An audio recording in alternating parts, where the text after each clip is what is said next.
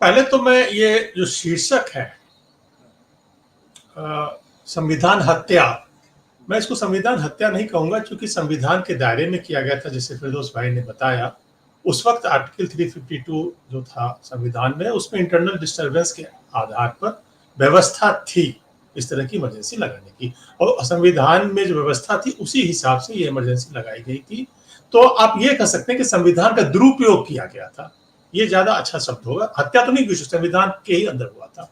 अब वो दुरुपयोग क्यों किया गया था, जिसके कारण हम सभी लोग जानते हैं, और मैं ज्यादा जानता हूं। मैं फिरदौस भाई से बड़ा हूं, मेरी उम्र शायद 10-11 वर्ष थी, मैं 8वीं क्लास में था।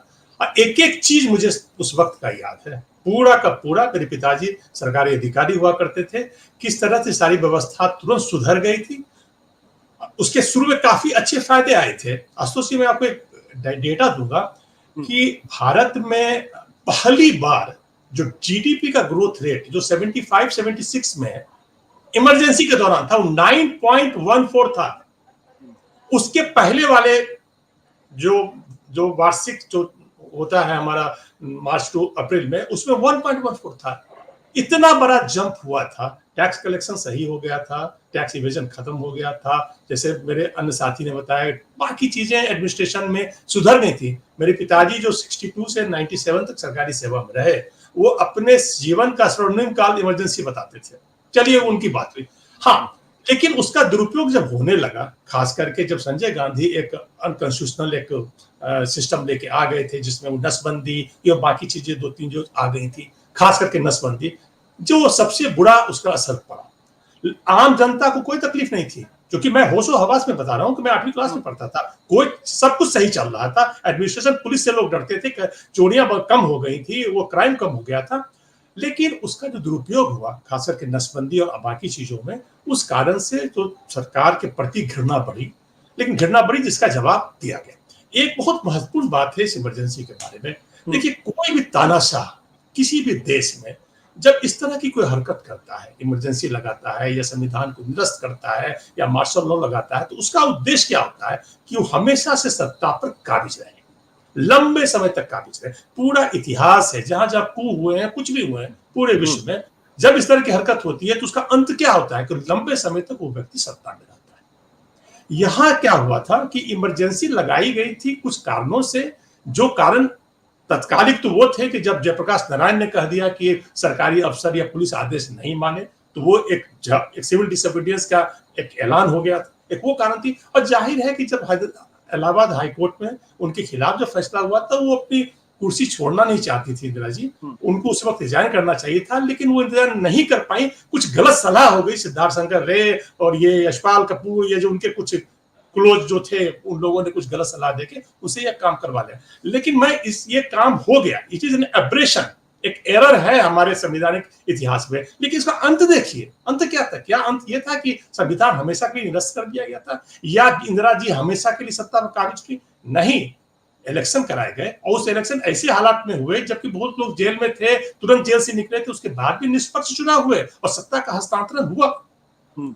इसकी परिणति क्या हुई? इसकी परिणति हुई सत्ता का हस्तांतरण एक पीसफुल तरीके से, शांतिपूर्वक तरीके से हो गया। उसमें भी उनको 152 सीट मिली थी। उस चुनाव में 1977 के चुनाव में 152 सीट मिली थी, और उसके बाद तुरंत जो अगला चुनाव हुआ था उसमें उनको 352 या 354 सीट मिली थी 1980 में। यानी कि वो एक छोटा सा एब्रेशन था, जिसमें मैं मानता हूं कि जो 3 चीजें हुई, सिविल राइट्स का हनन हुआ, इलेक्शन डिले हो गया, और कुछ चीजें जो हुई, लोगों को प्रिवेंशन डिटेंशन में अंदर बंद किया गया, वो तीनों गलत हुआ। जरूर एक बदनुमा दाग है, लेकिन इसका अंत बुरा नहीं हुआ, अंत सही हुआ, जो बिल्कुल एक डेमोक्रेटिक कंट्री में होना चाहिए। अभी क्या हो रहा है अघोषित आपातकाल में? अघोषित आपातकाल का क्या है, उसमें क्या दिशा, क्या है उसका अंत क्या है? आप 2047 की बात करते हैं, आप 100 साल की बात करते हैं। इसका मतलब है कि आप इतने दिनों तक सत्ता पर काबिज रहना चाहते हैं, और संवैधानिक तरीके से ही कुछ इस तरह के कानून बना के, जैसे कानून के बारे में भी फिरदौस भाई चर्चा कर रहे हैं, और कुछ कानून जो पहले से ही है हमारे, चाहे वो पीएमएलए के हों, कोपेपोसा के हों, एनडीपीएस के हों, और भी तरह के जो भी हैं, यूएपीए के हों, उसकी मदद से आप वही काम कर रहे हैं, विरोधियों को कुचलने का, और वो कुचल के आप उनको कमजोर कर देना चाहते हैं, ताकि आप लगातार सत्ता पर काबिज रहें, और आप सारे इंस्टीट्यूशंस पर कब्जा करके अपनी वो जो सत्ता पर रहने की जो आपकी भूख है उसको बढ़ाए रहना चाहते हैं। 1977 में जब चुनाव हुए थे तो क्या चुनाव आयोग पर कोई दबाव था? अगर इतनी ही बड़ी अगर डिक्टेटर थी, अगर इंदिरा इंदिरी इतने बड़ी डिक्टेटर थी तो वो चुनाव भी उनके पक्ष में होना चाहिए था। ऐसा कुछ भी नहीं हुआ। और एक अभी का एक एग्जाम्पल देखिए, चुनाव होने के पहले 1977 में ये सारे जो लोग जो मीसा के अंदर बंद थे उनको रिहा कर दिया जाता है। वो आनंद फानंद में अपनी पार्टी बना लेते हैं और चुनाव में जाते हैं। अभी क्या हो रहा है, जब चुनाव की घोषणा होती है तो लोग जेल में डाले जाते हैं। ये फर्क है। अभी चुनाव की घोषणा होने के बाद विरोधी पक्ष के नेता जेल में भेजे जाते हैं। उस वक्त उन नेताओं को छोड़ दिया जाता है कि आप जाके चुनाव लड़ें, प्रचार करें। ये बहुत बड़ा फर्क है।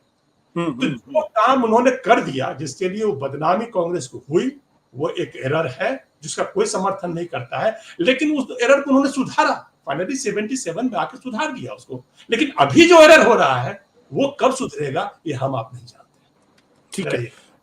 सत्य हिंदी का ऐप डाउनलोड करें गूगल प्ले स्टोर पर।